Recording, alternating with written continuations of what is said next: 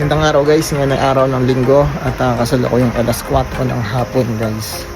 So, ganap namin for today, magsisimba kami, no. So, hinihintay lang namin si Commander, mga 4:30 na dadating siya galing from work. Then, alis na kami. Yan. So, sa ngayon, pupunta ako dito sa 7-Eleven malapit sa amin. Bibilhan ko ng merienda yung mga bata. Babaunin namin para kakainin nila sa sasakyan habang kami nasa biyahe. Ganito guys yung typical na itsura ng Japan dito sa lugar namin kapag alas 4 ng hapon, di ba? Wala makita naglalakad na tao, napakabihira makita ang mga taong naglalakad dyan. So ayan, nasa may tabi kami ng main road yung bahay namin. At itong kinatatayuan ko ngayon isa bus stop to. And guys, punta na tayo ng 7-Eleven. Ayun yung 7-Eleven guys dito sa Japan.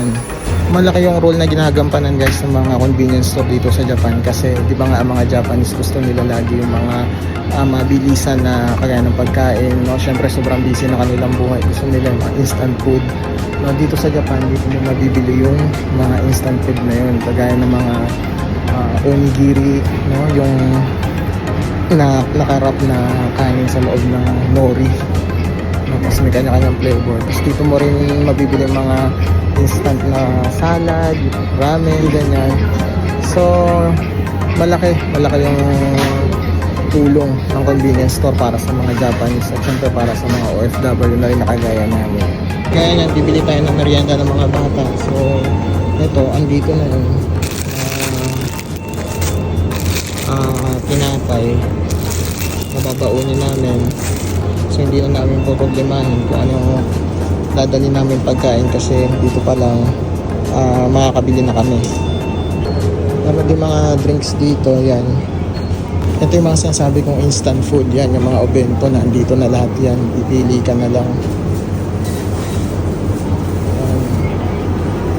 Yung mga onigiri, yan, mga daling pagkain ng mga Japanese, mabilisan lang.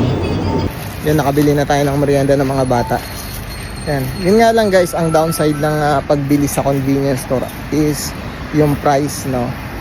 Pag bumili ka kasi sa convenience store, yung presyo niya is kakaiba kumpara dun sa presyo sa mga supermarket or sa grocery store. So, mas mahal siya ng dihamak, guys, no? Hindi pala dihamak, actually malaki pala talaga yung difference ng price nila, no? So, kung palagi kang nagko-convenience store, medyo